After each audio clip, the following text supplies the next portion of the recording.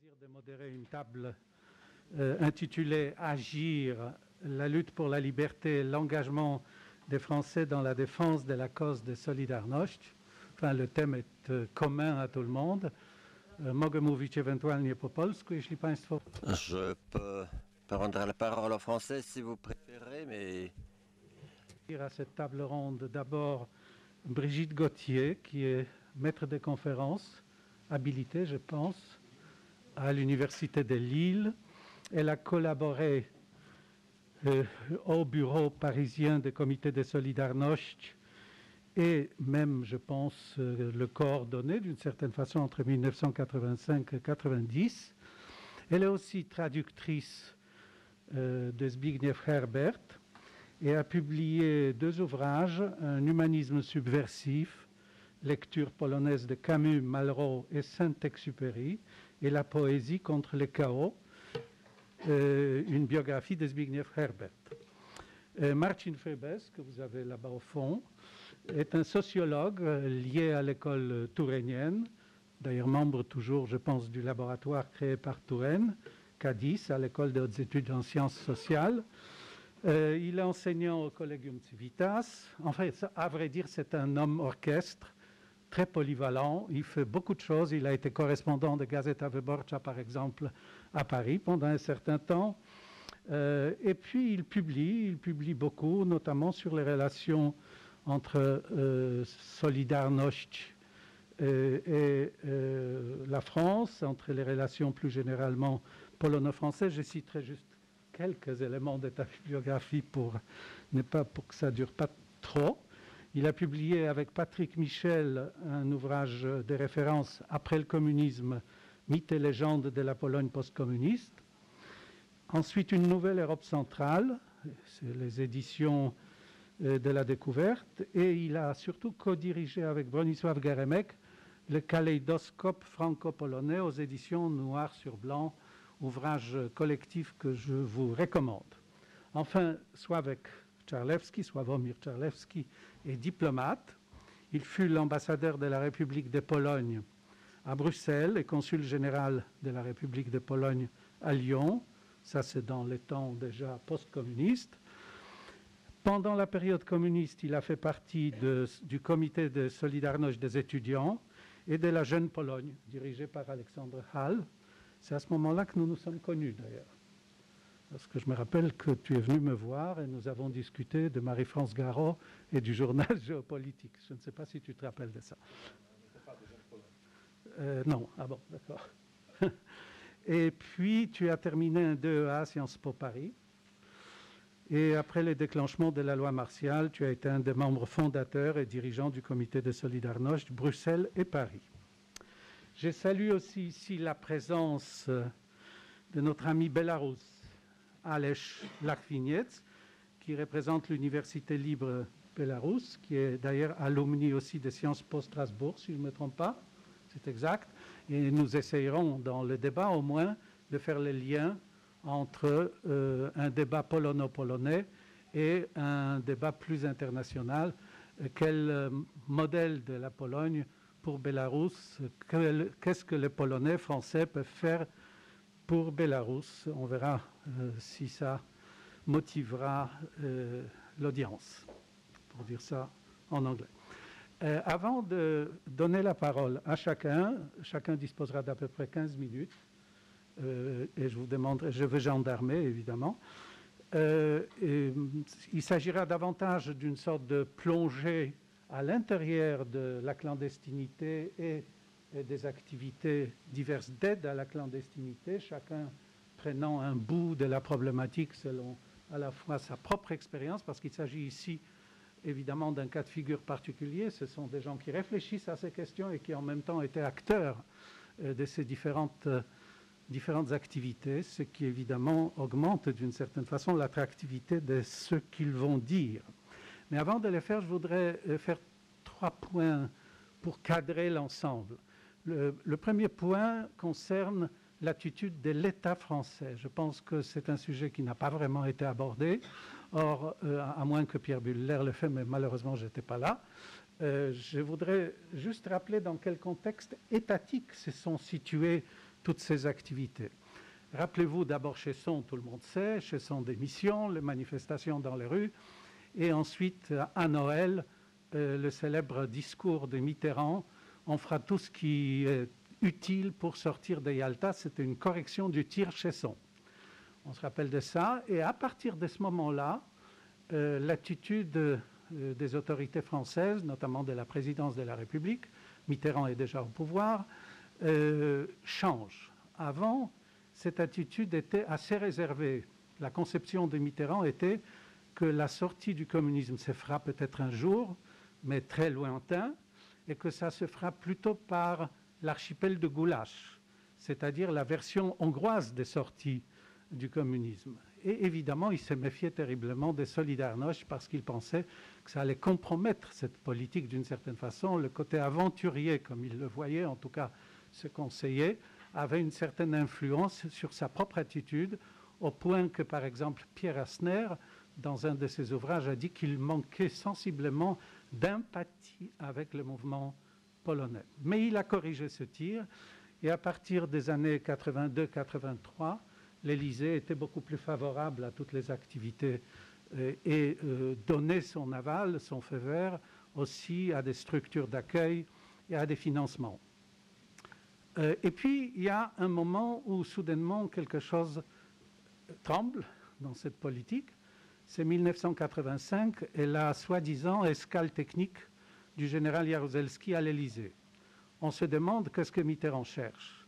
Or, Mitterrand avait une vision de Jaruzelski qui était très particulière.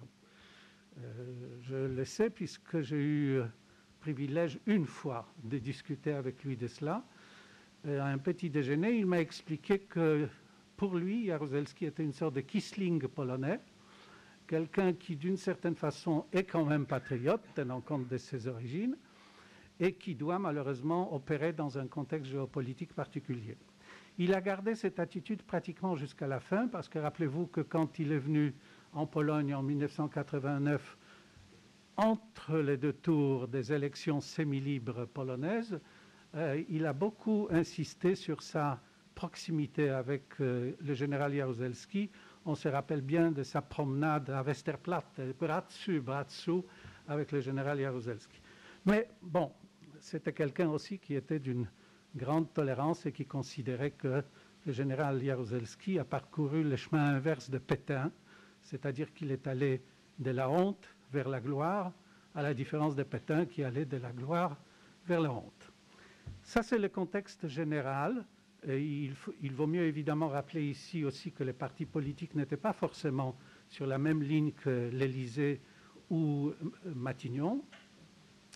Et que, par exemple, le Parti socialiste faisait pression d'une certaine façon sur l'Élysée pour que l'attitude vis-à-vis de la Pologne change. Je me rappelle d'un meeting organisé par les partis socialistes. C'était quand même dans la confusion au lendemain du 13 décembre à la porte de Versailles, où on a fait chanter une chanteuse polonaise, Anna Prucnal, mais elle a chanté l'Internationale à la grande déconvenue de tout le monde. Et à la télévision le même jour, elle a dit « Ah, vous verrez, le général Jaruzelski est quelqu'un d'intelligent et très sage. » Mais c'était le 14 décembre. Mais les socialistes ont quand même beaucoup fait par la suite, comme d'autres partis politiques d'ailleurs, parfois moins, parfois plus, ça dépendait des moments. Mais c'est vrai aussi que c'était les émissaires, en quelque sorte, du Parti socialiste et des autorités françaises qui ont rompu d'une certaine façon, pour la première fois, le boycott complet avec la Pologne, ont envoyé leurs émissaires, comme Pierre Jox, etc., pour instaurer une sorte de double diplomatie, d'un côté, un peu à l'américaine, en fait. Ils ont copié les Américains dans ce sens-là. D'un côté, on allait voir les officiels, de l'autre côté, on organisait des repas, et puis on fermait les yeux sur les activités des membres de l'ambassade qui, eux, sincèrement, profondément, aidaient la clandestinité. Nous avons ici une actrice reconnue de ces actions d'activité que j'aimerais saluer, c'est Anne Duruflet. Si vous allez à IPN pour regarder les papiers montés par la police politique polonaise, vous verrez qu'Anne Duruflé est partout. Elle est définie comme l'agent des services spéciaux français qui fait tout, évidemment, pour déstabiliser le monde socialiste. Et c'était vrai, elle a beaucoup contribué à cette déstabilisation. Le deuxième point que je voudrais très rapidement signaler, c'est qu'ici, on fait comme si tout a commencé le 13 décembre ou, disons, le mois d'août 80, à l'exception peut-être de l'exposé de Henryk Woźniakowski qui a rappelé que ça remontait bien plus loin. Et en fait, je pense profondément qu'il y avait des niches préparées pour les soutiens à la Pologne, et ce sont ces niches ensuite, et pas l'opinion publique en général, qui est retombée au bout d'un certain temps, qui est répartie au moment de l'assassinat du père Popiełuszko, qui est retombée à nouveau, et qui est répartie au moment de 89. Mais c'est surtout les gens, les militants dans ces niches qui ont joué un rôle important. Je pense aux intellectuels, bien entendu, la liste est longue, bien sûr, les intellectuels catholiques en particulier, liés notamment à la revue Esprit, par exemple, ou Témoignages chrétiens. Et puis, il y avait aussi une sorte de soldat maudit français, pour faire plutôt une paraphrase, c'est-à-dire l'extrême gauche. Si vous prenez le nom comme celui de Bernard Guetta, c'est un ancien trotskiste, mais qui évidemment s'est débarrassé de l'idéologie trotskiste entre-temps et a fait quand même de l'information absolument exceptionnelle sur ce qui se passait en Pologne. Et un héros particulièrement souvent cité, notamment quand on parle de la CFDT, Claude Sardet, qui était ce jeune militant CFDT responsable de l'Union de la métallurgie parisienne et qui, parce qu'il avait une femme polonaise, d'origine du moins, suivait de près ce qui se passait en Pologne et qui, le jour où il a vu qu'il se passait quelque chose en Pologne, a décidé, j'étais là donc je sais exactement, c'est de la microsociologie, hein, il a décidé de passer outre la bureaucratie traditionnelle syndicale. Il a invité à dîner Edmond Merck, qui à l'époque était le secrétaire général de la Confédération. Il lui a parlé de la Pologne et il m'a demandé de parler de la Pologne. Et le résultat de cela, c'était que Edmond Merck lui a donné le feu vert pour qu'il aille sur les chantiers navals. On a réuni une première aide financière et il est arrivé en tant que premier syndicaliste. Il y a des photos qui l'illustrent. Et je tenais beaucoup à dire que tout cela existait. En fait, l'intelligentsia française, pour dire ça de façon très généraliste, était très intéressée par la Pologne à partir de 1956, et même un peu avant. À partir de 1956, il y a eu des engagements, il y a eu beaucoup d'anciens militants ou partisans ou sympathisants du Parti communiste français à cause de la résistance, par exemple, qui ont rompu à ce moment-là avec le Parti communiste, qui se sont tournés vers les pays sous le joug soviétique et qui ont commencé les échanges. Évidemment, Michel Foucault, lui, était plutôt dans les canaux institutionnels, mais il y avait par exemple le groupe Socialisme ou Barbarie, Lyotard, Lefort, Castoriadis, qui avaient des liens assez étroits, et je dois mentionner aussi les médiévistes, ça tout le monde le sait, avec des noms comme Jacques Legoff, Georges Duby, et de l'autre côté, Bronisław Geremek, mais avant Geremek, bien sûr, toute la liste d'excellents médiévistes polonais. Ça, c'est pour dire que ça n'a pas commencé en 80 et qu'il y avait déjà des éléments, une sorte de starting blocks qui permettaient de faire démarrer les soutiens. Et la dernière chose, c'est aussi l'hommage que je voudrais rendre à quelques journalistes. On a parlé de l'importance des médias. Si l'opinion publique française était aussi mobilisée, on ne peut pas oublier des noms comme Jean Offredo à la 2, que François Gault sur la première chaîne, mais aussi des journalistes de presse comme Véronique Soulet, comme Jean-Marcel Bougreau, qui ont passé la frontière verte parce qu'ils ne recevaient pas le visa. Ils passaient par les Tatras pour venir se renseigner. Et Jean-Yves Potel, pardon, qui ont fait un travail d'information formidable. Mais c'est surtout, je pense, la télé qui a joué un rôle important parce qu'au jour le jour, informant l'opinion publique, elle obtenait cet effet de mobilisation cyclique, mais néanmoins important. Voilà mes 3 points pour cadrer d'une façon un peu générale. Et je voudrais donner la parole à Brigitte. Brigitte, merci de... Est-ce qu'il y a un micro ou... Je vais parler de la formation en clandestinité, de l'imprimerie à l'économie. Je m'appelle Brigitte Gauthier, je suis professeur adjoint de l'Université de Lille. Je tiens à souligner immédiatement que dans le cadre de cette convention Erasmus existant avec les établissements polonais, nous recevons volontiers des étudiants qui se sont inscrits à ces établissements supérieurs polonais pour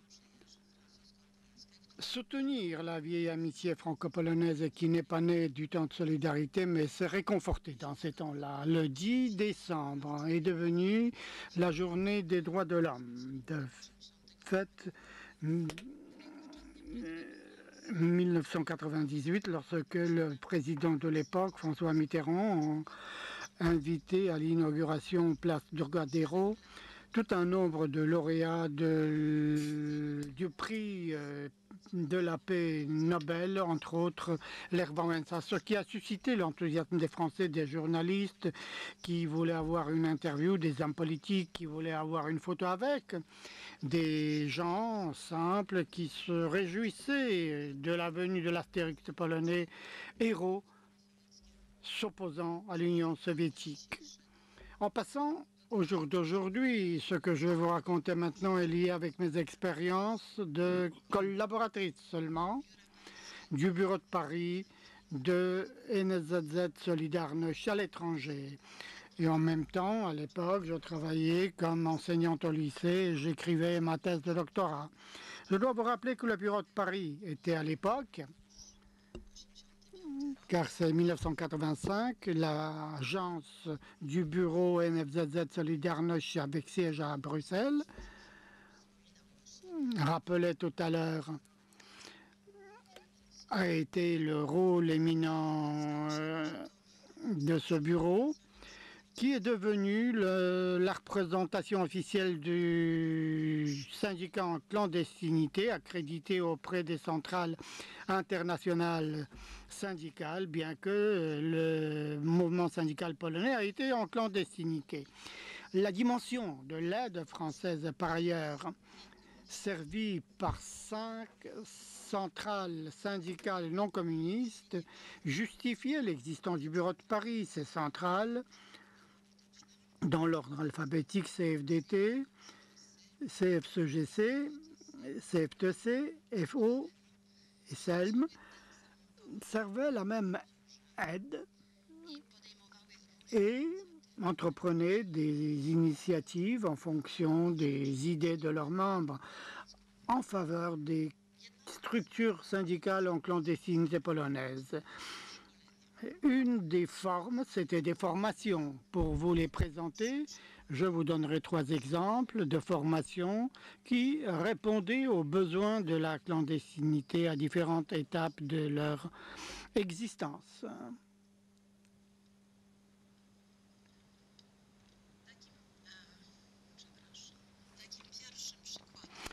Un premier exemple, c'est la formation d'imprimeurs, assurée par des imprimeurs professionnels qui sont en même temps syndicalistes et des gens de confiance. On voit en Pologne de certaines rotatives qui a été rappelée par Chalot et par Mirek, a été liée parfois avec le besoin de former les imprimeurs pour servir ces rotatives. Une fois, lorsque j'ai été interprète d'une telle formation, un vieux imprimeur qui a été admiratif devant le travail de son disciple qui savait démonter et remonter d'une vieille machine, a demandé gentiment, je sais qu'il ne faut pas qu'on en parle, mais dites-moi si cet homme qui est là, il est imprimeur de profession. Je savais parfaitement que l'imprimeur était un chercheur en littérature et assistant en université, mais je n'ai pas voulu blesser l'amour-propre de l'imprimeur. Je lui ai dit oui, monsieur, mais ne le dites à personne. Un autre exemple, c'était une formation professionnelle syndicale qui permettait aux militants polonais de prendre connaissance avec les lois régulant la vie des entreprises françaises concernant le mode de représentation de l'organisation syndicale, son fonctionnement, son impact sur les questions économiques, hygiène et sécurité de travail, affaires sociales et éléments de pression. La formation tenait les visites de différents établissements liés au secteur du stagiaire et sa participation à de différentes réunions et rencontres. Troisième exemple, c'était une formation économique sur le droit des sociétés, l'élaboration des statuts, la comptabilité, les régulations du marché, marketing et la vente d'actions et d'obligations.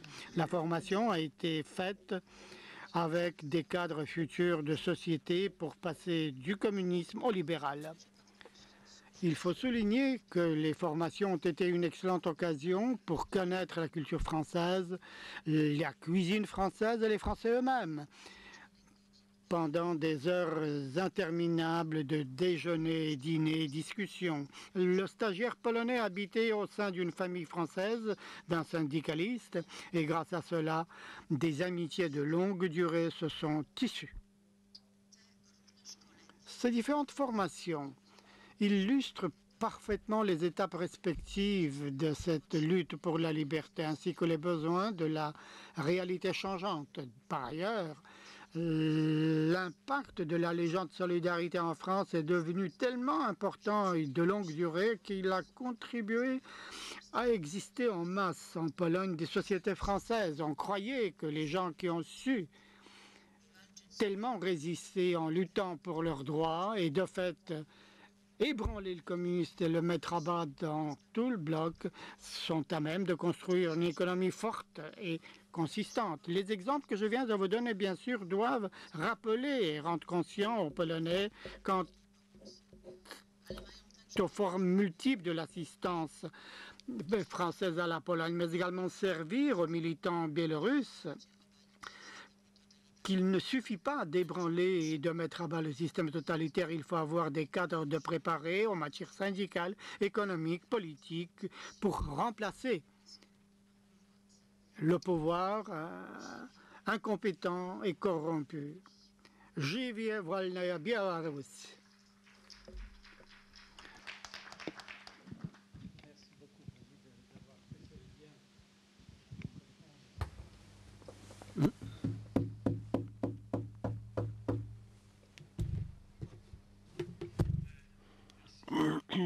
Brigitte, et pour ce lien entre le passé et le présent, nous sommes d'une certaine façon le passé, mais un passé qui est instructif.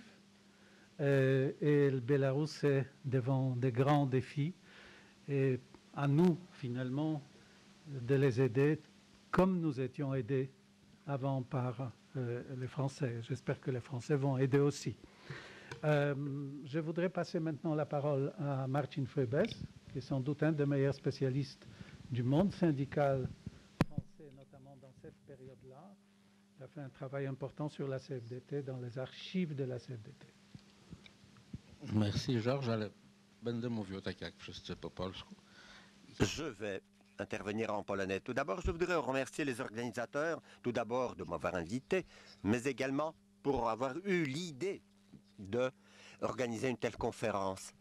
Et avec regret, je dois constater que c'est un signe du temps, que 40 ans après l'instauration de la loi martiale, ce sont des institutions françaises qui organisent une telle conférence à Paris.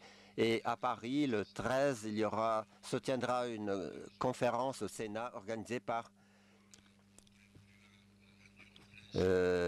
Solidarité France-Pologne, évoquée par Anne Duruflé. Mais hors micro, les interprètes n'entendent pas les propos. Ce que je veux dire, c'est qu'en Pologne, lorsque nous avons toute une multitude d'institutions chargées de l'analyse de l'histoire, de l'héritage, aucune de ces institutions ne s'est sentie à même d'organiser un tel événement. Je joue ici un double rôle évoqué par Georges. Tout d'abord, je suis moi-même de cette solidarité et de ce soutien français, parce qu'après avoir interné à Białęka, après avoir perdu mon emploi à la faculté des mathématiques, ce sont les Français, l'ambassade de France, qui m'a octroyé une bourse qui m'a permis de poursuivre mes études en France. Et en guise de remerciement pour cette solidarité française, j'ai conçu un album qui pourra peut-être intéresser les jeunes, pas pour son contenu, puisqu'il y a pas mal de citations, mais pour ses photos. Les photos sont bien plus parlantes que les paroles. Et les photos de cet album sont bien diverses et nombreuses. Ma deuxième casquette, outre celle de témoin et de bénéficiaire, c'est je suis sociologue, historien, qui s'efforce de mettre de l'ordre dans le savoir sur cette période quelque peu exceptionnelle dans nos rapports franco-polonais, pour avoir été très intensive, création de liens, d'amitié, et parler de tout cela et garder la mémoire est d'autant plus important que cela constitue un capital sur lequel on peut édifier et poursuivre de nouvelles démarches. Capital dont les gens n'étaient pas conscients il y a quelques années de cela encore. Mais heureusement, de nombreuses publications sont éditées, comme celle de Cracovie. Le savoir ne cesse d'augmenter sur cette période et il est bon de la mettre à profit pour concevoir les rapports futurs franco-polonais. Les organisateurs m'ont confié un sujet bien vaste, la diversité des opérateurs d'acteurs français impliqués dans le maintien et le développement des structures clandestines. Sans ce soutien occidental, sans cette aide française, la clandestinité, le Solidarność clandestine n'aurait pas conduit à la table ronde et à ce que nous vivons de nos jours. La connaissance des archives, mes échanges avec de nombreuses personnes m'autorisent à avancer cette thèse. Essayons donc d'évoquer ces deux notions de l'intitulé. Les structures clandestines de Solidarność, d'où est-ce qu'elles sont issues? Après l'instauration de la loi martiale, les membres de Solidarność qui sont restés en liberté se demandaient sur les possibilités de poursuivre les activités. Et déjà en juillet 82 et en janvier 83, un programme de la société clandestine a été formulé, consistant à soutenir toute initiative indépendante. Pour faire simple, tous ces éléments de la société alternative, société clandestine, cela était très parlant en Occident, puisque c'est apparenté à la société civile. Il y en a 4 types. Premièrement, syndical. N'oublions pas que Solidarność était principalement un syndicat d'ouvriers. Syndical au niveau national, c'était TKK, commission de coordination régionale, et d'entreprise. Les initiatives très nombreuses, syndicales, littéraires, historiennes, des initiatives éducatives également, y compris les bibliothèques clandestines qui permettaient à un vaste public un accès à publications occidentales. Et enfin, des initiatives strictement politiques, notamment dans la deuxième moitié des années 80, certains milieux issus de Solidarność se sont mis à évoluer vers des structures de partis politiques. Et là, Sławek Czarnecki pourrait nous dire comment les milieux de Gdansk du mouvement Jeune Pologne évoluaient vers une force politique. Quels étaient les acteurs français impliqués dans ce soutien et dans le développement? Premièrement, les syndicats dont nous avons peu parlé jusqu'à présent. Ces syndicats et leur implication après le 13 décembre résulté directement de leur implication pendant les 15 mois de l'existence de Solidarność. Depuis les débuts de septembre, avec Georges Mink, les centrales principales françaises ont convoqué des conférences de presse, ont ouvert des comptes bancaires pour recevoir des versements, se sont entourés de personnes telles que Georges, connaissant aussi bien la Pologne que la France. Il y a un terme français de passeur idéal. Ceux qui étaient à même de traduire en français ce qui se passait en Pologne. Et les syndicats français, suite à 1968, avaient accès aux meilleurs des meilleurs.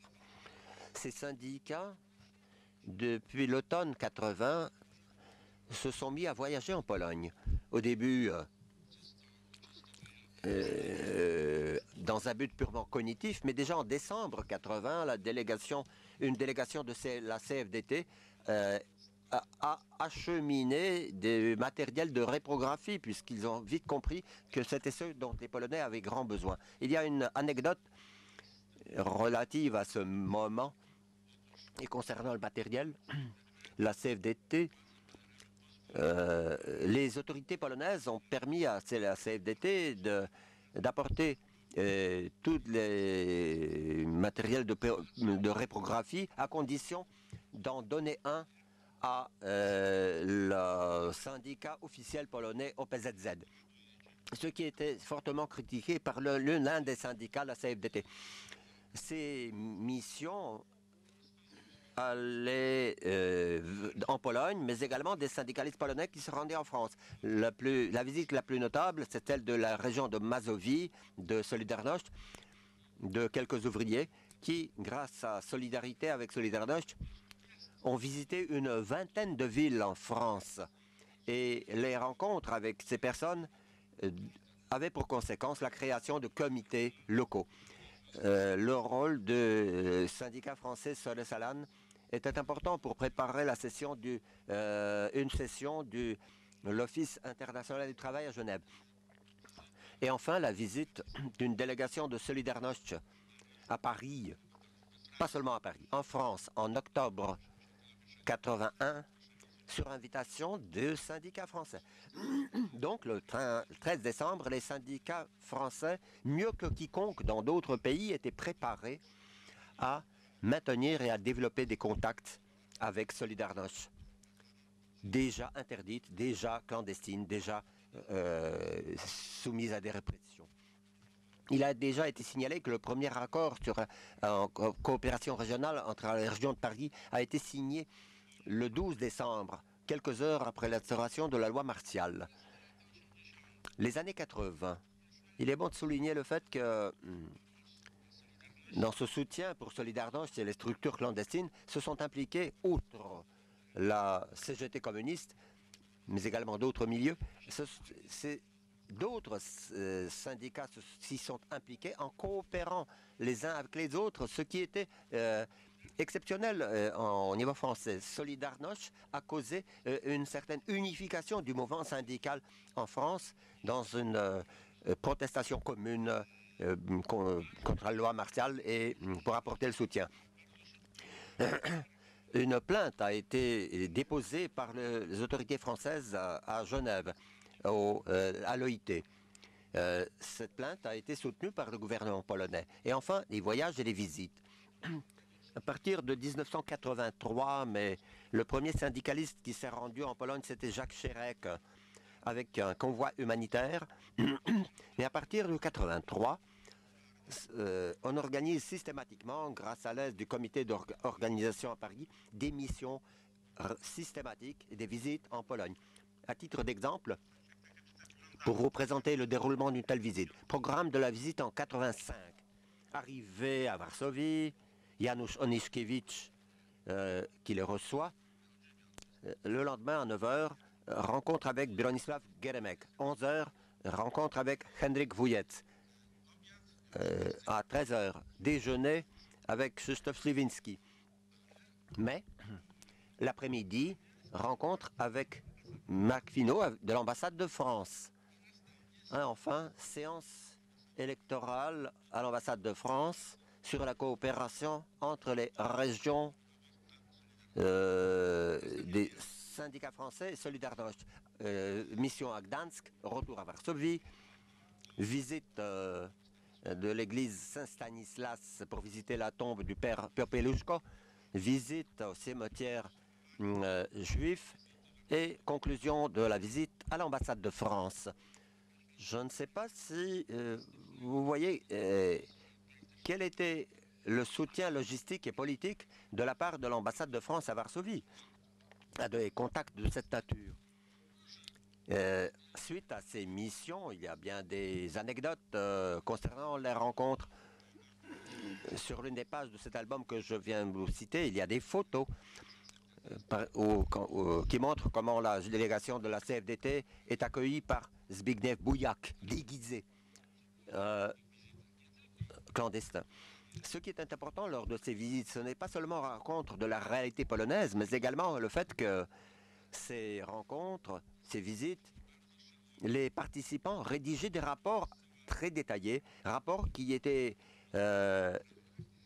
envoyés à des syndicats dans d'autres pays en expliquant tout ce qui se passait en Pologne. Jusqu'à présent,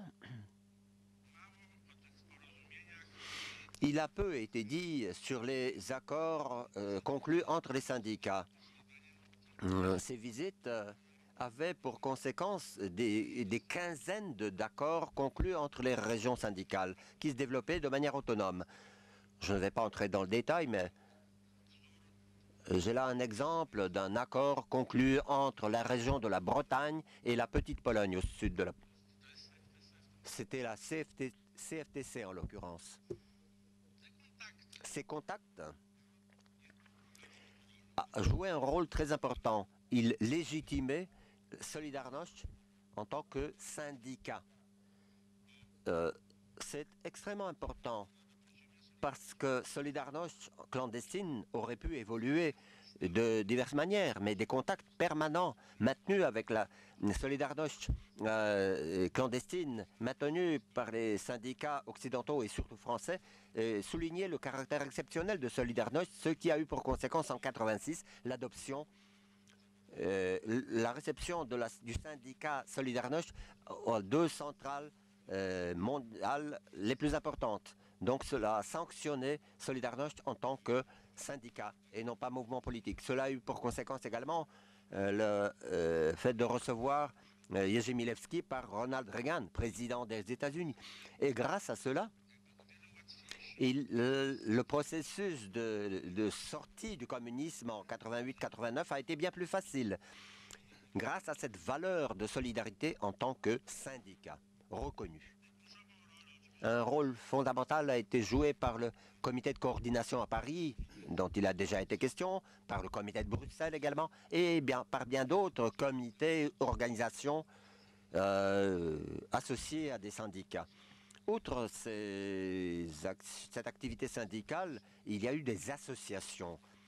Anne en a parlé en donnant l'exemple de Solidarité France-Pologne, mais ces associations étaient bien plus nombreuses. Une association sœur, Solidarité avec Solidarność, avait ses antennes régionales également.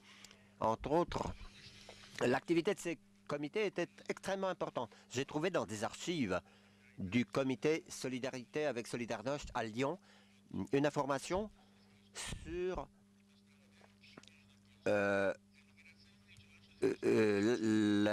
l'invitation des syndicalistes de Chili acheminés par des syndicalistes français en Pologne, pour souligner le fait que les répressions ne concernent pas seulement les Polonais, mais également des Chiliens, parce que c'était Pinochet qui régnait en Chili à cette époque. D'autres, il y a eu Secours catholique, c'est des faits, les Médecins du Monde, Médecins sans frontières, le père Plater évoquait également, qui m'a communiqué une liste de plusieurs centaines de comités locaux avec qui il coopérait.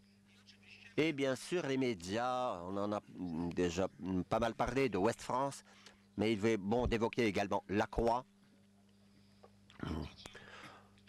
Et ce que je voudrais dire à la fin, pour terminer, que la subsistance de Solidarność clandestine et la table ronde ont été possibles partiellement grâce à l'argent affluent des États-Unis, principalement.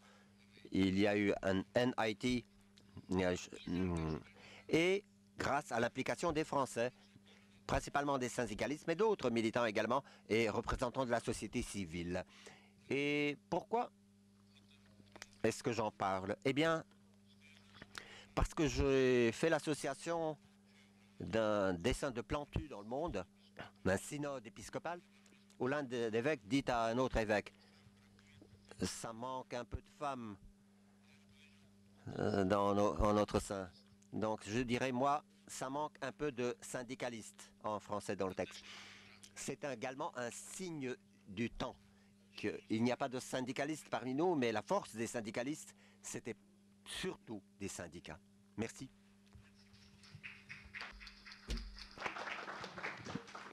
Dziękuję bardzo, Marcin. Je vais raconter une rapide anecdote et en même temps oddać to, co się należy cesarzowi. Pour rendre ce qui est à César, Bernard Lecomte de Lacroix. En 97, le général Jaruzelski, par la voix de Gorbatchev, 87, organise le référendum sur la réforme économique, politique, qu'il perd par sa propre bêtise. Mais avant, il invite une énorme délégation de journalistes triés sur le volet pour être les plus anticommunistes, mais pour les gagner à l'idée de la libéralisation. Et après cette visite, après l'Urban et les gens de son acabit, il y a une rencontre avec le général qui n'est pas en uniforme mais en civil, et il nous raconte comment cette Pologne évolue parfaitement bien vers la démocratie. À preuve, c'est le référendum. Et il pose la question, lequel des journalistes voudrait prendre la parole, et Bernard Lecomte se lève et dit « Mon général, merci beaucoup de nous avoir invités.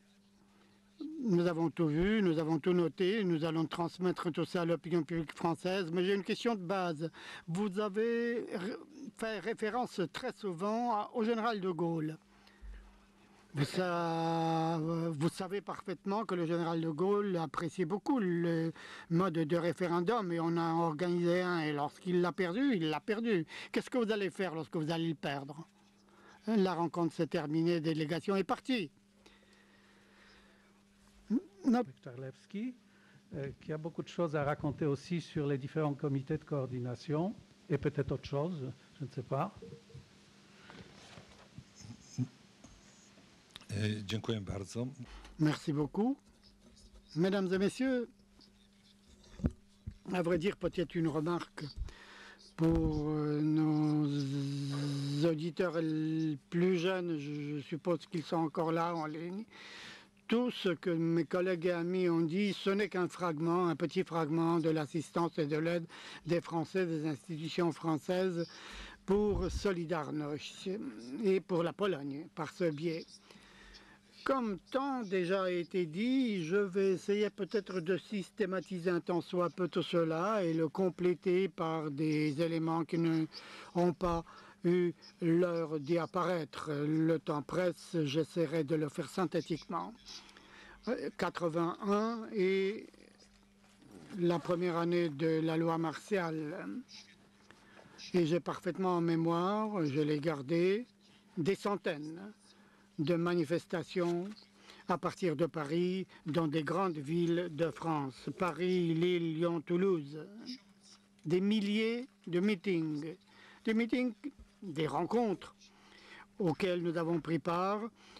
Le plus souvent membres de comités de solidarité, nous avons eu deux orateurs parfaits, et Andrzej Sewer et Jacek Kaczmarski qui connaissaient le français.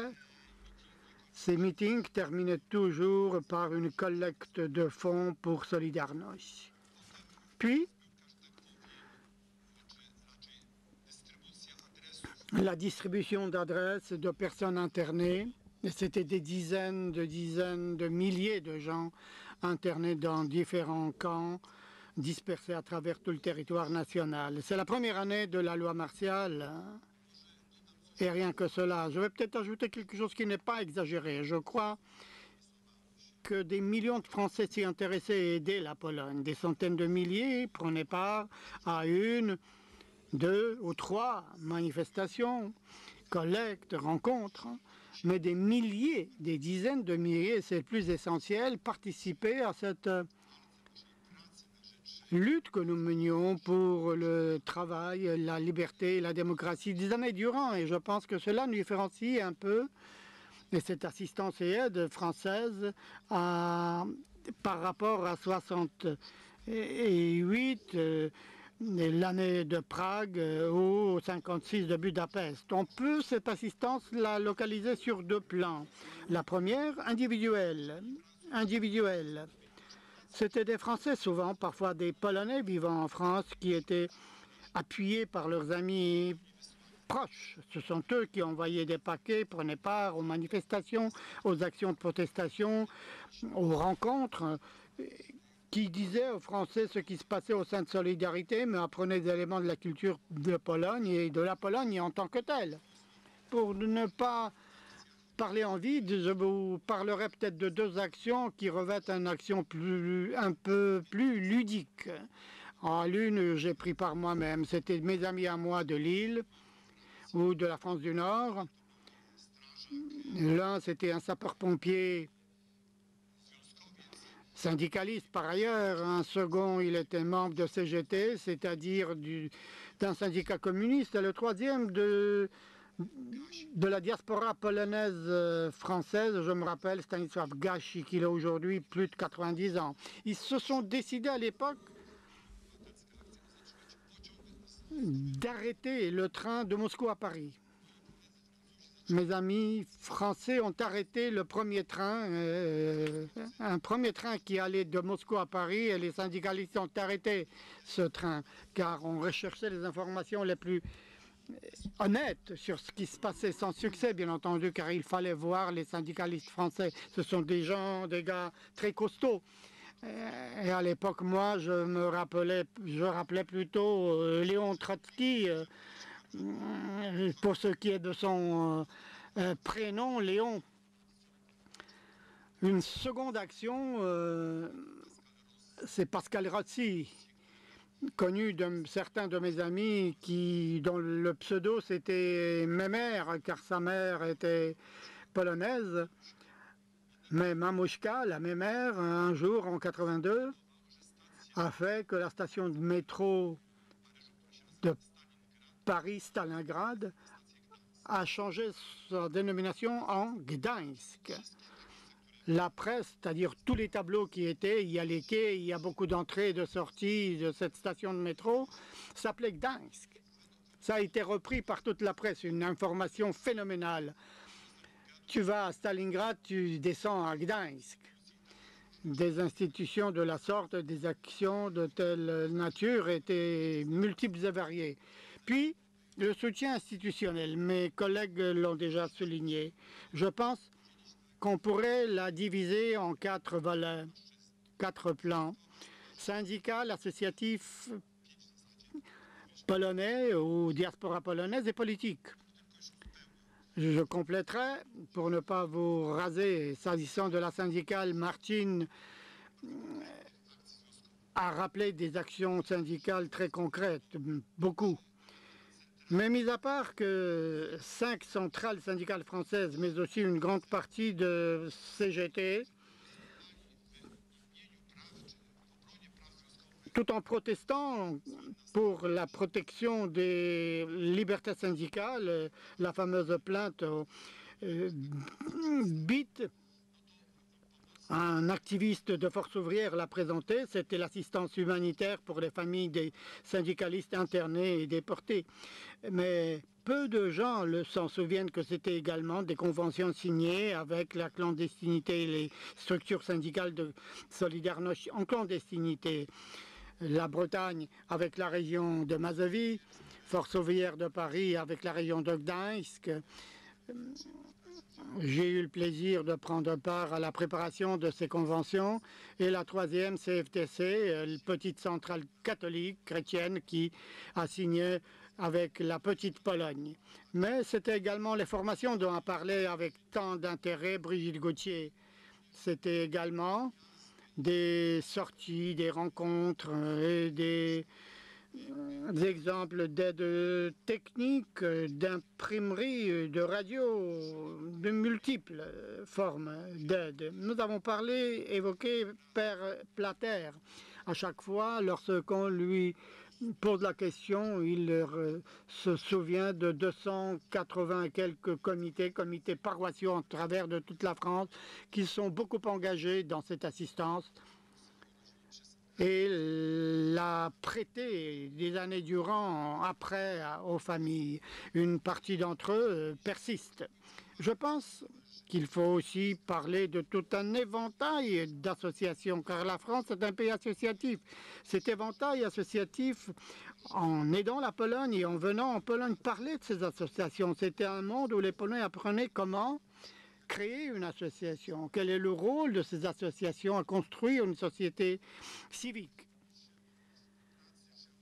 Il faut mentionner également la coopération, l'engagement de la diaspora polonaise était spécifique, un peu prudent. Ces personnes avaient toujours des familles en Pologne et étaient moins enclines à s'engager. Mais c'était également des dizaines de milliers de gens et des organisations de la diaspora polonaise qui aidaient à appuyer Solidarność en tant que syndicat et aussi en tant que mouvement civique. Et je vais tenter également mentionner les activités politiques. Il y aurait qu'à mentionner déjà certaines réactions de l'État français. Il n'y a rien à craindre. La politique émue par le réalisme politique. Après, c'est une question de communication. Telle formule ou autre, nous allons employer pour ce faire ou la construire. Mais à vrai dire, beaucoup de milieux politiques se sont engagés à cette politique et à l'appui apporté, au soutien apporté à Solidarność. Quelques mots pour citer, qui partiellement vous sont connus.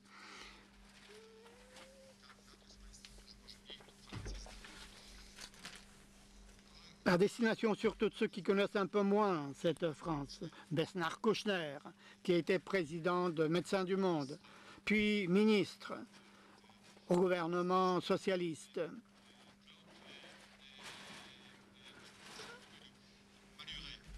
Claude Maluret, également ministre, mais ministre de la Santé et en même temps maire de Vichy. Non, à l'époque. À l'époque, il était président de Médecins sans frontières. Puis Pierre Lécuyer, qui a été maire d'une des localités à l'ouest de Paris, était à l'époque président de l'association européenne.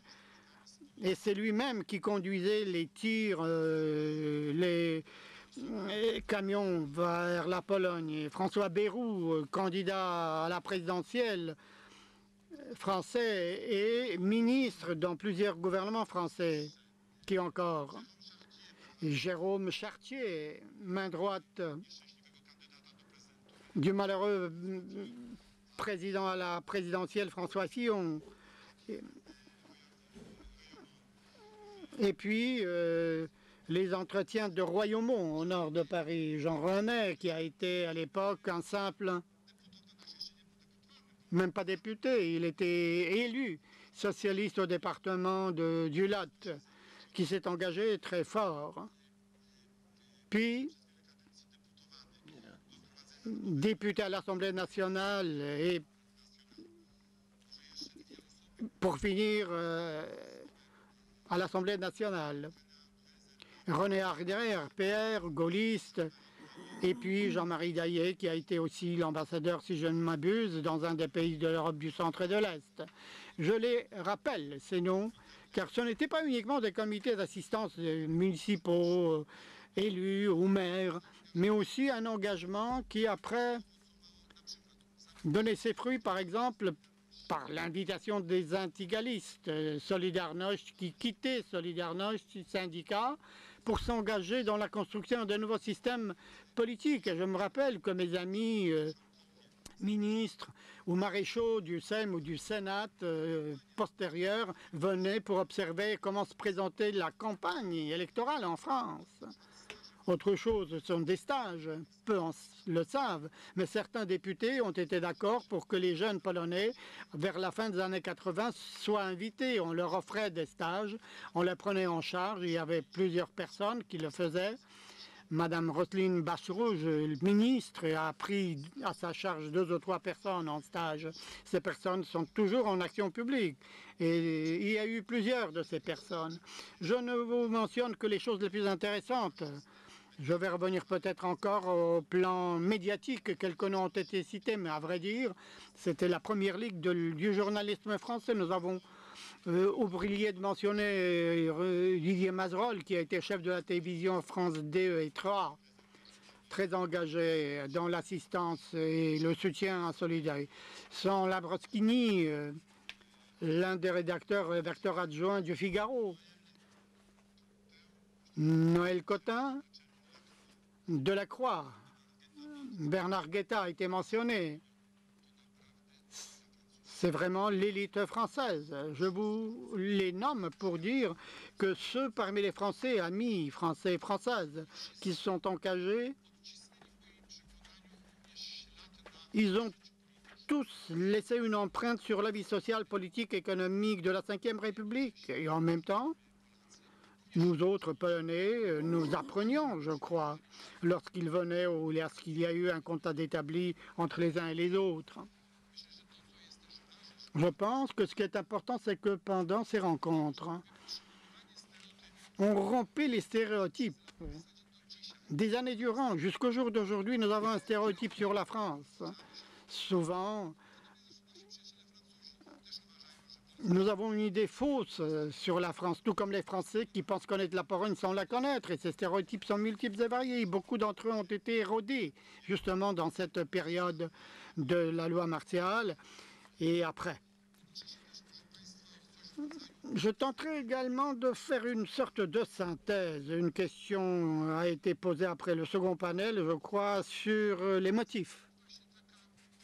D'où cette assistance de la société française des Français, de l'Europe occidentale. Mais je pense que les Français occupent une place particulière.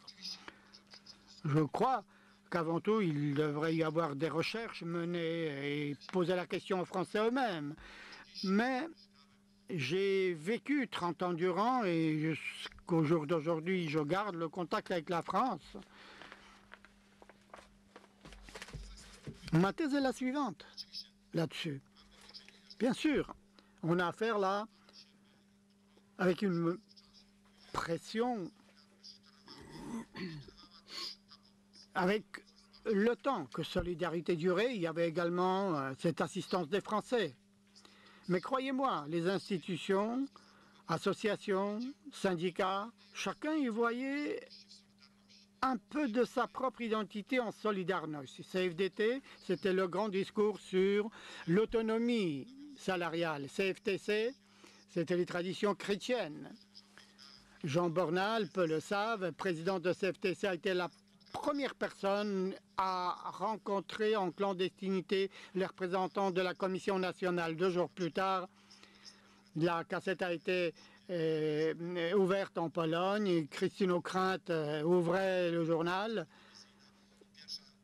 La première information a été Jean Bornard parle avec Zbigniew Bujak déguisé. Et les collègues de Solidarité avec Solidarność, avec des idées de gauche assez poussées, retrouvaient leur propre identité là-dedans. Cela vaut également pour les hommes politiques, de droite et de gauche. Mais je dirais encore quelque chose. J'ai un vain espoir que mes amis français vont le partager.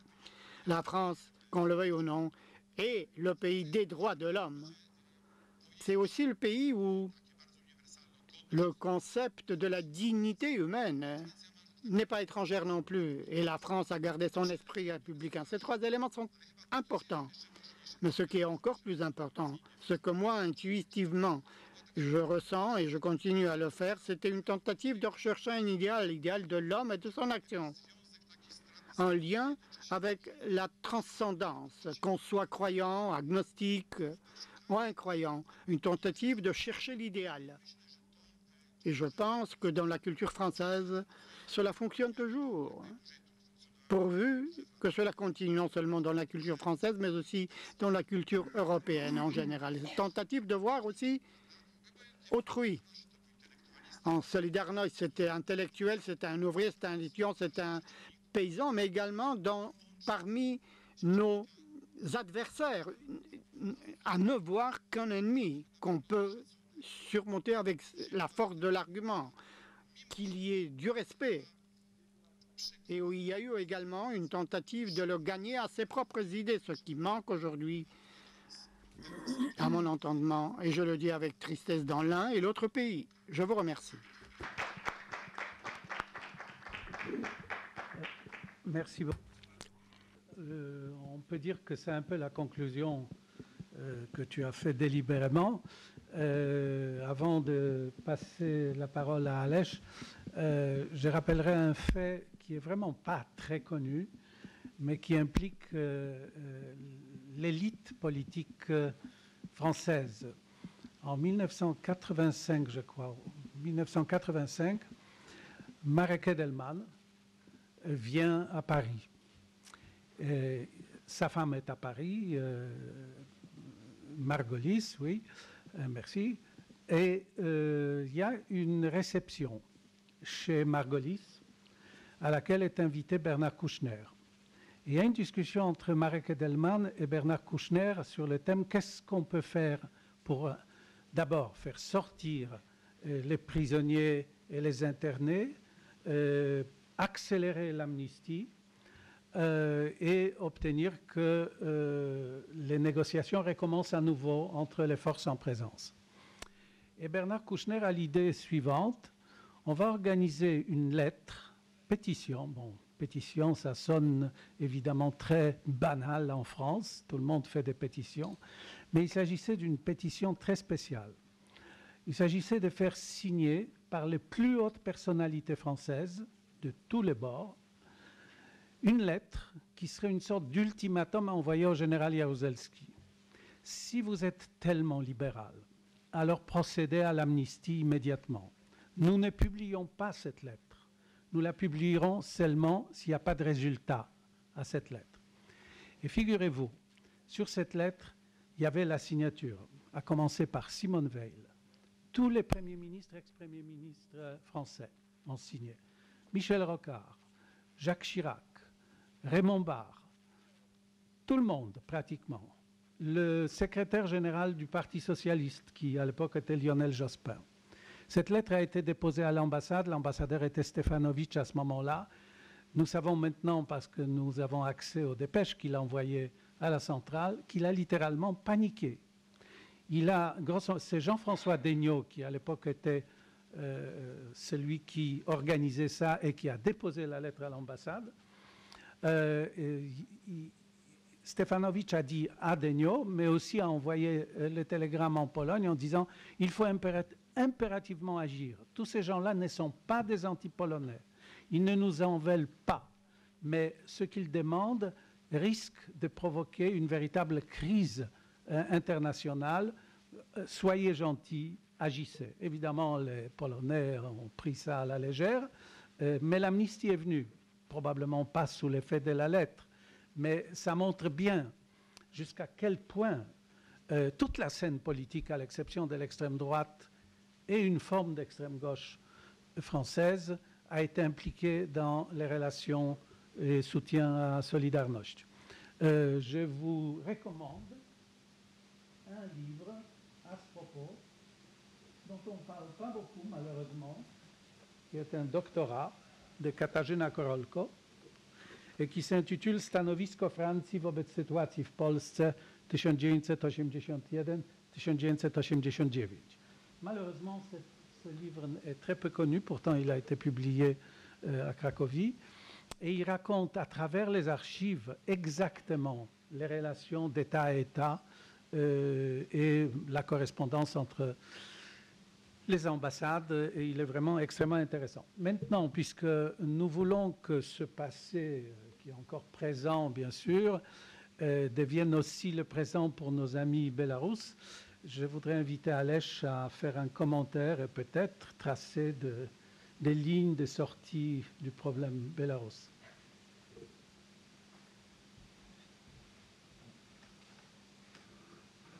Je peux enlever le masque. Oui. Dziękuję bardzo. Jestem... Merci, je suis très honoré. C'est une excellente opportunité pour vous parler de la Biélorussie. Je suis très impressionné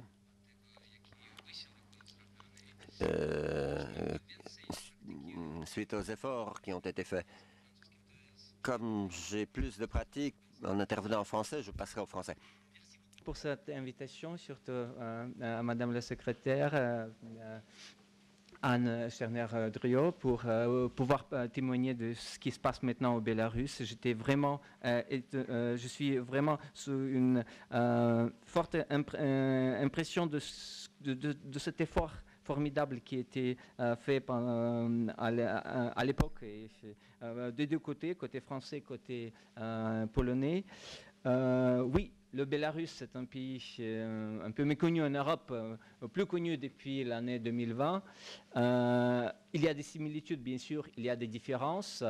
Des similitudes, bien sûr, très fortes parce qu'on a un régime, on peut dire, néo-totalitaire, de toute façon autoritaire, avec des éléments de néo-totalitarisme assez marquants.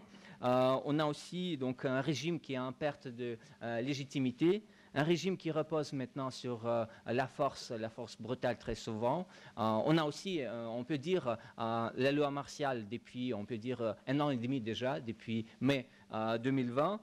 Donc on a eu déjà des milliers de personnes qui ont été mises en prison, torturées, poursuivies. Donc on compte à peu près 40 milliers de personnes qui ont passé par des détentions, des arrestations. On a au moins 900 prisonniers politiques, prisonniers de conscience ou prisonniers de guerre, parce qu'on a une véritable guerre que le régime mène contre son propre peuple, le régime qui n'a pas été soutenu par le peuple pendant le vote qui a été truqué.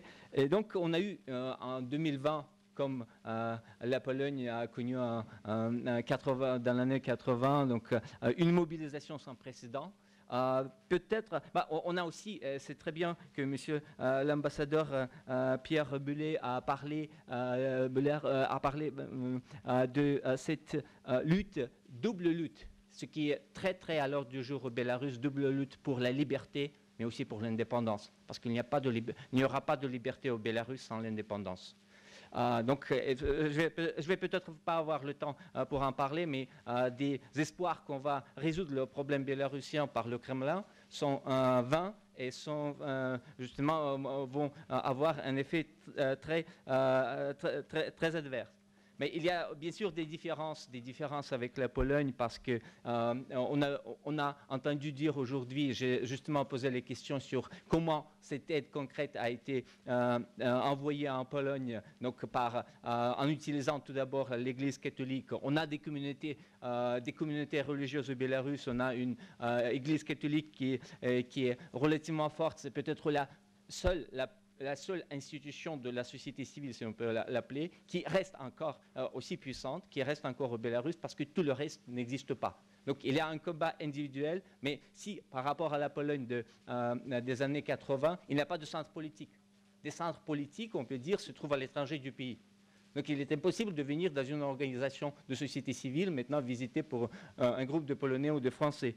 Donc ça, c'est différent. Donc, chez nous, donc, comme je viens de dire, c'était un mouvement citoyen, pas forcément un mouvement syndical. Donc les syndicats ont été marginaux en 2020. On espérait beaucoup qu'une grève générale va bloquer et va arrêter le régime. Ça ne s'est pas produit. Il y a pas mal d'ouvriers qui se sont réfugiés. Mais on a le site internet qui s'appelle Stachka.com. Donc la grève, ils ont au moins sur le site 20 000 personnes qui sont enregistrées, qui se préparent pour faire la grève générale. je ne suis pas sûr qu'ici, on va espérer que c'est le chiffre correct, mais quand même, c'est pas suffisant. Donc, le mouvement syndical a été depuis longtemps. Donc, on a aussi, j'ai parfois l'impression de déjà vu, parce que je viens peut-être de la vieille opposition bélarusse, donc celle qui était engagée bien avant. Donc, je voudrais aussi dire que je suis, d'une certaine manière, et des choses qui ont été mentionnées ici, donc sont très importantes, il faut le faire dans la conclusion, je vais en parler. Donc, je suis un produit aussi de l'université française, de l'éducation française, parce que j'ai eu la chance d'avoir une bourse du gouvernement français, faire mes études à Strasbourg. J'ai aussi eu la chance d'avoir la bourse Lane Kunklund, de passer un an en Pologne pour faire un cours à l'Académie diplomatique de Varsovie. Donc là, c'est très, très important d'avoir ces liens. Donc, en revenant à ce qui se passait, donc, relativement le Bélarus en 2020, c'était un pays, par rapport dans notre région, pas totalement pauvre, donc il n'y avait pas d'une telle pénurie économique qui était à l'époque en Pologne en 80. Et on peut dire aussi que c'est différemment à la Pologne. Donc le Bélarus, c'est un pays un peu connu encore et des liens qui existaient entre la Pologne avec l'immigration de longue date et la France sont beaucoup moins forts. Et on a eu aussi, malheureusement, jusqu'à présent, au moins jusqu'à l'année dernière, donc l'histoire des diasporas qui était assez nombreuse, mais quand même très divisée et très souvent assimilée, soit en étant polonais, soit en étant russe. Donc la question identitaire est très forte. Cette question ne s'est pas posée de telle manière pour la Pologne. Donc là, c'est vrai que ce qui est en plus, avec l'expérience des derniers mois, on a un régime paria. Peut-être la Pologne de Sojuszewski n'était pas aussi déstabilisatrice de la région que le régime qui est maintenant.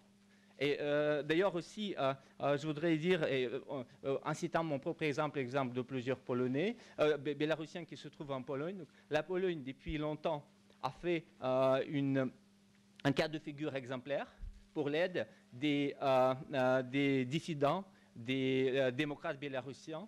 Et depuis l'année dernière, c'était continu.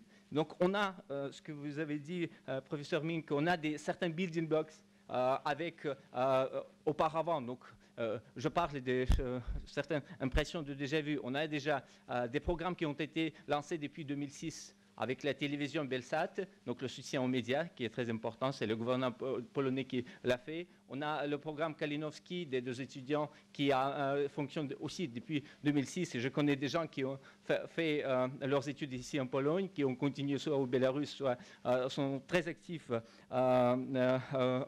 ici en Pologne. Donc on a aussi des liens entre les ONG bélarusiens polonais qui sont assez forts. Heureusement aussi, grâce au fait de l'indépendance, la France aussi, avec toutes ces histoires de la russophilie que j'ai mentionné au début, avant midi. Donc, la France quand même a commencé à regarder le Bélarus séparément. Moi, je suis moi-même un produit de cet intérêt parce qu'il y avait un centre, une faculté de Sciences Po à Minsk, et donc qui a donné plusieurs noms. Donc il y a 3 jours, il y avait professeur Ronan Evoué qui enseignait à Minsk et qui a fait un livre sur le Bélarus, sur le régime, le vie quotidien des Bélarusiens. Donc il y a beaucoup d'autres chercheurs cette présentation qui se faisait ici au Centre de civilisation française. Donc il y a aussi plusieurs doctorats qui ont été soutenus en France, des Bélarusiens, mes anciens étudiants qui ont été soutenus. Donc on a ce dispositif institutionnel, bien sûr, qui est assez important. Quand même, donc la situation est différente parce qu'il n'y a pas de rideau de fer aujourd'hui. C'est un peu différent parce que on peut dire que l'Occident collectif n'est pas aussi fort. Et la menace qui vient de l'Est, disons, la menace qui vient de la Russie, ou des régimes autoritaires de Loukachenko, de Poutine, n'est pas communément perçue comme une menace qui venait à l'époque de l'Est. Donc, et on a aussi, c'était mentionné aujourd'hui, une certaine fatigue de l'Est avec la fatigue de l'Ukraine et peut-être du Bélarus d'ici quelques instants. Donc, ce qu'il faut faire, quelques mois après, donc, on a véritablement au sein du pays une réaction qui continue, des répressions qui sont très fortes. On apprend chaque jour de nouvelles arrestations. Les gens attendent, donc, soit sont connectés par téléphone et attendent des visites. C'est peut-être seulement une campagne d'intimidation, mais au niveau du discours, au niveau des activités du régime, c'est très anti-occidental. Et il tient beaucoup à se protéger de son hégémon depuis longtemps, sponsor depuis longtemps de Poutine, donc le régime de Poutine. Donc, qu'est-ce qu'on peut faire maintenant pour le Bélarus? Donc, il faut avoir un consensus polonais, un consensus français européen. Donc, politiquement, oui, on a un leader comme la Pologne dans les années 80, on a un leader légitime qui a été reconnu, qui a été reçu, y compris par le président Macron. Donc, le leader qui a été hier reçu par le président de Pologne, c'est très important. Donc, mais il faut justement créer plus de liens. Donc, en utilisant tout ce dispositif qui a été mentionné, donc le soutien des médias qui devrait continuer. Peut-être on peut soutenir, malheureusement, on peut soutenir seulement les journalistes sur place individuellement. Le reste, presque tous les médias sont chassés du pays. Il y a beaucoup de journalistes qui sont soit en Pologne, en Lituanie, en Ukraine. Donc, médias, c'est très important. Ce qui est aussi hyper important, c'est, je fais peut-être référence à la période que la Pologne a vécue depuis des insurrections qui ont été aussi mentionnées du 19e siècle. Donc, on est en période de travail organique. Travail de création, de consolidation de l'identité nationale, de préparation à notre démocratie et à notre indépendance. Donc là, l'éducation est très importante. Donc des projets comme celui que je représente, de l'Université libre du Bélarus, va surtout miser sur les Bélarusiens, les jeunes Bélarusiens qui soit sont partis, qui soit sont restés au Bélarus par le biais du numérique pour leur offrir une fenêtre sur le monde. Bien sûr, on n'a plus besoin d'imprimerie. Donc, avec des gadgets comme ça, donc, on a d'autres moyens pour prévoir l'information. On a eu, bien sûr, des coupures d'Internet l'année 2020, dans les moments les plus importants politiquement. Donc, il y avait des coupures d'Internet, donc on ne pouvait pas utiliser l'Internet. Mais quand même, avec les moyens, pour avoir une idée, pour surtout les jeunes Polonais français, vous pouvez imaginer qu'on a 9,5 millions de Bélarusiens. Dans un messagerie Telegram, il y avait 2 millions d'abonnés. Au canal Telegram d'information le plus connu, Nierta. Donc là, les bourses devraient continuer. Donc les Bélarusiens, donc on apprend chaque jour les gens qui sont virés de leur emploi et l'État qui représente, donc comme en Pologne dans les années 80, le gros du marché du travail, les gens se trouvent sans emploi. J'ai lu, je ne me rappelle plus le nom d'un dissident polonais qui a dit que, et ça c'est un défi véritablement pour nous, défi pour la diaspora, mais aussi pour tous les gens de bonne volonté. Il se souvient que, moi j'étais interné, j'ai passé le temps en prison, donc ma famille se sentait mieux, beaucoup mieux économiquement que lorsque je travaillais. Donc ça, c'est un défi. C'est un défi pour ceux Bélarusiens qui sont partis d'aider les gens qui sont maintenant, les familles des gens, des proches qui sont en prison. Mais c'est aussi un défi pour tous les gens de bonne volonté pour aider à établir ces liens directs et aider les gens qui sont maintenant au Bélarus parce que le régime a monopolisé tout, étant fort du soutien de la Russie en s'appuyant sur cet appareil répressif formidable. Donc le régime véritablement coupe toutes les possibilités pour les gens de survivre dans le régime. Donc, c'est un travail organique avec, justement, aussi, il faut payer attention, et ça, ce sont justement les liens, je vais en conclure là-dessus, des liens très importants. Donc, les gens qui se sont réfugiés du Bélarus, soit-ils en Ukraine, en Pologne, essentiellement en Lituanie. Donc, d'ailleurs, les Bélarusiens c'est peut-être un nouveau phénomène, ne veulent pas aller plus loin. Donc, ils veulent rester très proches de leur pays parce qu'ils pensent rentrer quand même. Ils sont attachés à leur pays, ils pensent rentrer. Donc là, il faut avoir des programmes de formation, d'entraînement. Formation à la langue, oui, le polonais, le bélarusien ou le russe sont proches.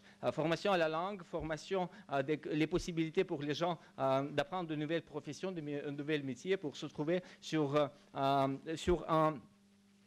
le marché du travail et par la suite justement, et ça c'est un travail encore formidable à faire pour les gens pour se mobiliser et de ne pas perdre leurs racines avec le Bélarus. Donc, d'une part, donc, une responsabilité sur la diaspora, mais d'autre part, on a besoin d'un véritable consensus polonais européen sur le fait que le Bélarus, comme l'Ukraine d'ailleurs, c'est un pays européen. Et le choix européen, aspiration européenne, c'est très important pour nos deux pays parce que ça, c'est aussi une gage des changements démocratiques plus à l'Est. Merci.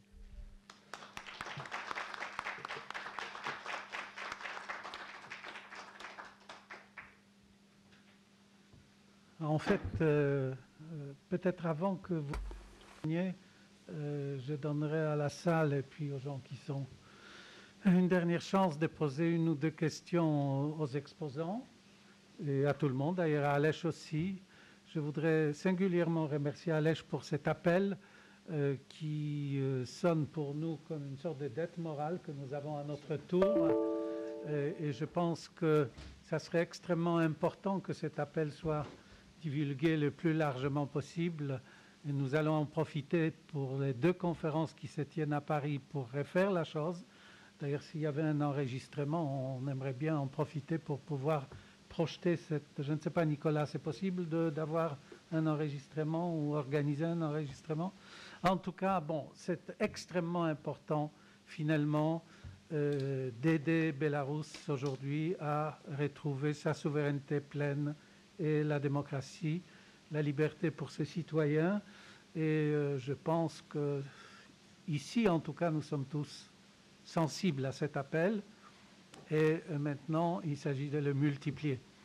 Est-ce qu'il y a des questions de la salle, par exemple, ou de... Oui, je vous en prie.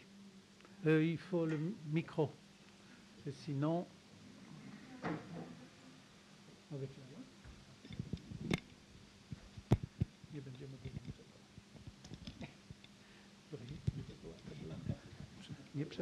Quelqu'un veut le micro? Je n'ai pas compris.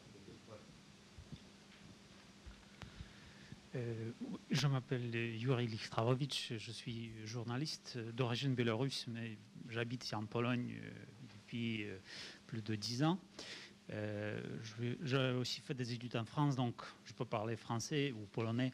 Et j'ai la question, parce qu'en fait, je suis plus jeune et je ne savais pas qu'il y avait des liens tellement forts entre la France, entre la société française et polonaise à l'époque de la solidarité.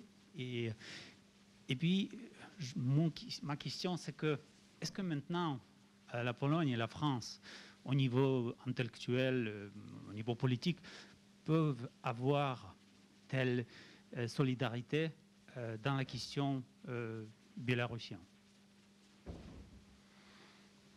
C'est très difficile de s'exprimer au nom de la France, mais dans le milieu que nous fréquentons, en tout cas, et dans lequel nous sommes, la cause bélarusse pèse lourd.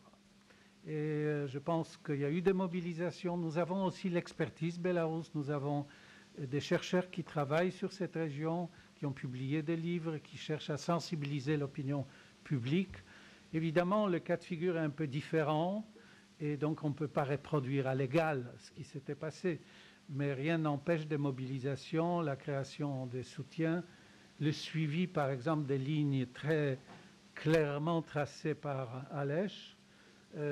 Voilà, c'est tout ce qu'on peut dire à l'état actuel, mais c'est à nous d'aller au travail, quoi. Au charbon, comme on dit en français. Et puis, sans doute avec des fruits possibles, même si l'affaire semble être très lourde pour l'instant. et difficile. Est-ce que quelqu'un veut répondre à cette question? Alej, vous voulez réagir ou c'est peut-être pas indispensable? Y a-t-il d'autres questions ou commentaires ou...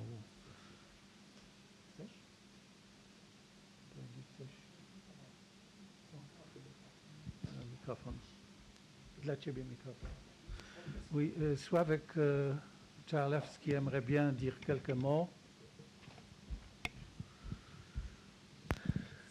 Oczywiście nie mam żadnej legitymacji, żeby mówić w imieniu ani Francji. Je n'ai aucune légitimité pour parler au nom de la France ou de la Pologne, mais je pense que ce qui est éminemment essentiel, ce message qui devrait être envoyé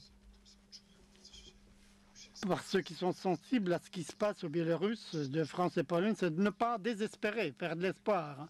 Car à vrai dire, lorsque nous parlons de solidarité, ne croyez pas que c'est les gouvernements ouest européens se sont engagés dans l'assistance à l'époque à la construction d'un État démocratique. Ce n'est pas, bien entendu, une critique. Le réalisme politique oblige, mais ce n'est pas le temps pour le discuter. Donc, ne pas perdre l'espoir. Et deuxième chose,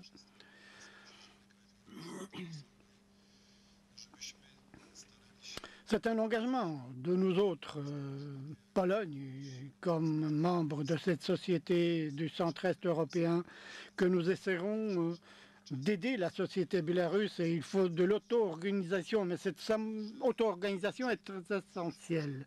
Cet exemple de Solidarność a été réussi en quelque sorte.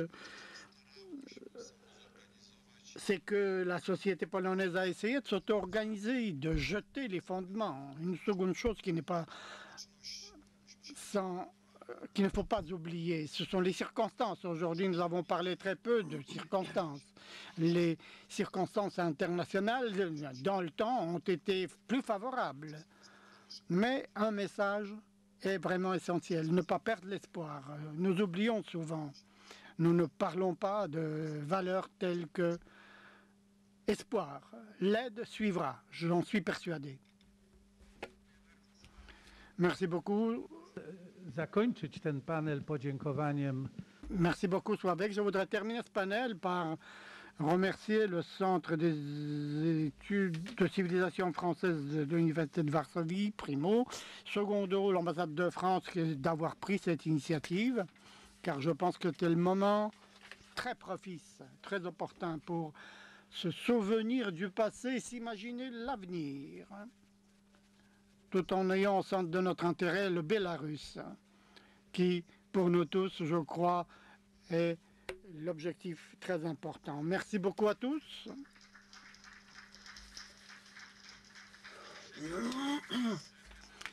Et je passe la parole aux représentants de l'ambassade de France, aux représentantes et de l'Institut français. Pas une clôture, mais plutôt l'annonce de nouveaux débuts, parce que nous avons vu aujourd'hui que ce sujet de la France et de Solidarność est finalement inspirant à bien d'égards, aussi bien pour les jeunes Polonais que les jeunes Français, que les jeunes Européens et les voisins de l'Union européenne, notamment nos amis biélorusses. Donc permettez-moi tout d'abord de remercier très chaleureusement tous ceux qui sont ici, donc à la fois les intervenants des trois panels de ce matin, dont l'énergie et l'enthousiasme est intact, j'ai l'impression, depuis les années 80 jusqu'à aujourd'hui. C'était un vrai plaisir de travailler avec eux, donc aussi bien de la part de Monsieur l'ambassadeur de France, Frédéric Billet, que de la part de l'Institut français et du Centre de civilisation française, pardon de m'exprimer au votre nom. Merci vraiment beaucoup pour le temps que vous nous avez consacré. Je sais qu'il y a beaucoup d'événements sur ce sujet en ce moment en France, mais je pense que c'était important d'en avoir un également ici en Pologne. Et merci également aux personnes qui sont dans la salle, qui sont en fait aussi bien des témoins de cette époque et qui se sont déplacés exprès aujourd'hui, mais aussi des plus jeunes générations. Donc nous avons parmi nous en ligne, bien sûr, les classes dont on avait parlé ce matin, donc classe bilingue du lycée de Sempowowska, donc à Varsovie, mais aussi aussi d'un lycée à Łódź, et également nous avions les étudiants de Szczecin qui étaient présents, et ne l'oublions pas, le lycée français de Varsovie, qui est également représenté ce soir par une courageuse lycéenne qui est en classe de première et qui est avec nous jusqu'à la fin.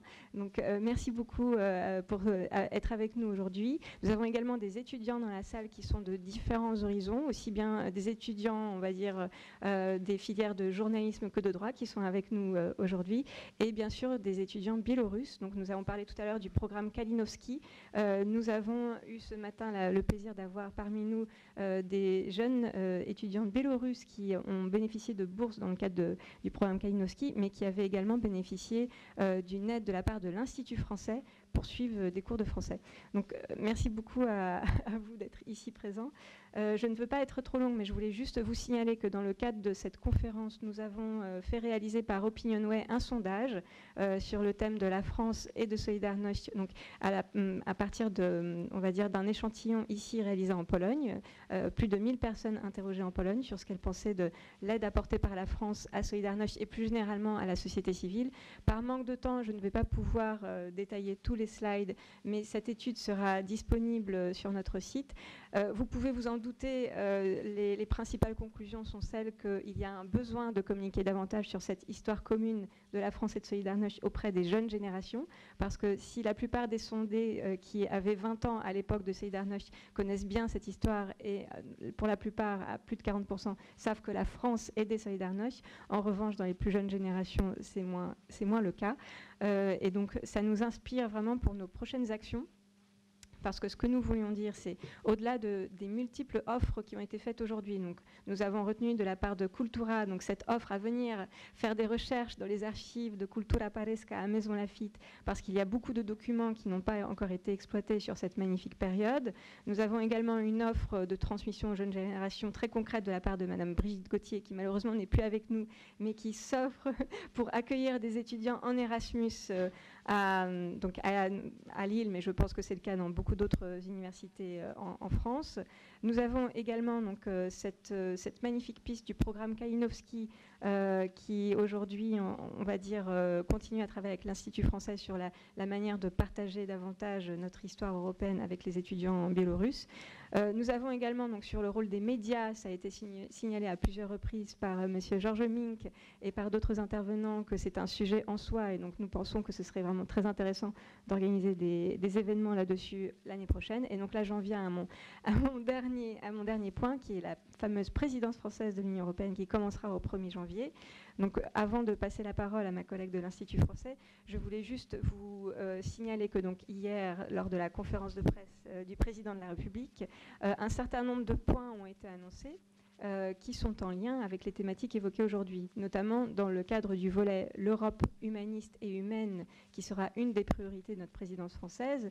Il a été annoncé notamment l'importance de travailler donc, sur le fameux exercice de la conférence pour l'avenir de l'Europe, dont les conclusions sont annoncées pour le mois de mai, mais également de travailler sur le volet État de droit et dans ce cadre-là, de travailler sur un fonds de soutien européen au journalisme d'investigation. Donc je suis sûre que ceux qui ont suivi aujourd'hui les débats se sentiront concernés.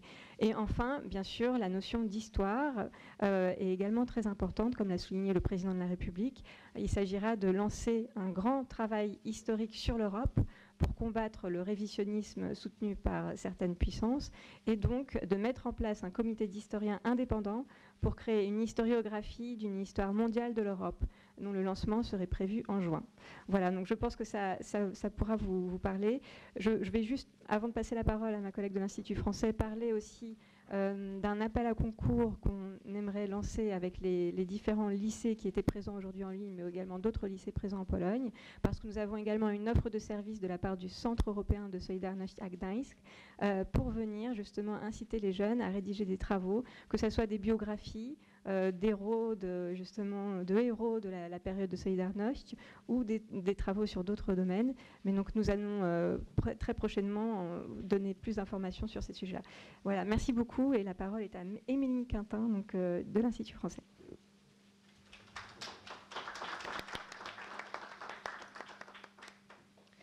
Merci beaucoup. Merci Anna pour l'énorme travail que vous avez fourni dans le cadre de l'organisation de cette conférence qui, sans vous, n'aurait pas pu avoir lieu. En tant que représentante de l'Institut français qui travaille depuis à peine 3 mois dans le pôle de coopération scientifique et universitaire et qui termine à peine mes études en histoire de la Pologne, je dois dire que je suis particulièrement fière et émue que l'Institut ait pu porter un tel projet. Pour moi qui suis de la jeune génération, comme vous l'avez dit, voir autant de personnes importantes ayant joué un rôle clé durant cette période, c'est très symbolique. Je rencontre les personnes dont j'ai lu énormément de textes, donc j'ai un peu l'impression que ce sont des héros qui sont réunis dans une même pièce, donc je me réjouis que ce projet ait pu avoir lieu.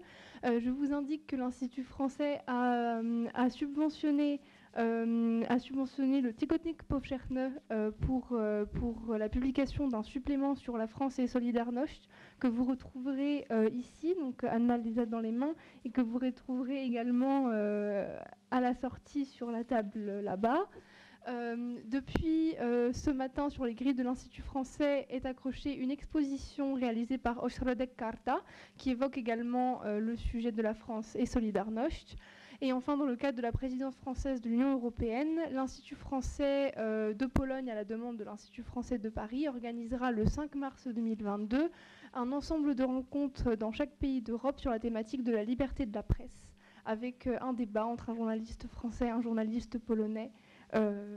Et vous y serez conviés. Nous vous invitons à suivre nos actualités. Et merci bien sûr à notre partenaire universitaire principal, le CCFEF, représenté par Nicolas.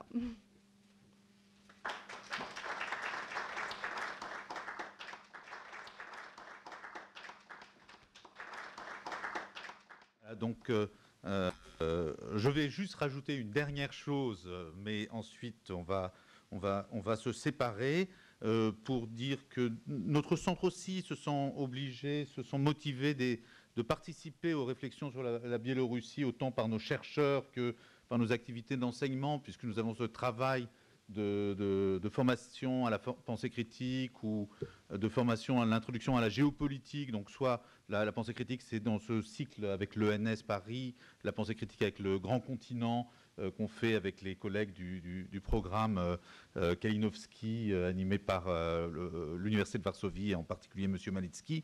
Moi, je pense que ce genre d'initiative peut se multiplier. Elle peut rester comme nous, on reste dans notre métier, qui est le métier d'universitaire. Ça n'empêche pas d'avoir une sensibilité. Donc c'est un peu un appel qui quelque part avait déjà été lancé. Mais à nous tous, je crois que cet appel d'Alech, on l'a bien entendu. Et enfin, je voulais donc remercier encore une fois tous les intervenants. Je voulais remercier l'ambassade de France et en particulier Anna pour l'initiative, le dynamisme, l'inventivité. Je voulais remercier le public pour les questions, l'écoute et surtout un grand merci aux traducteurs qui nous permettent de travailler en bilingue et qui font comme toujours un travail formidable. Bonne soirée et bonne journée internationale des droits de l'homme.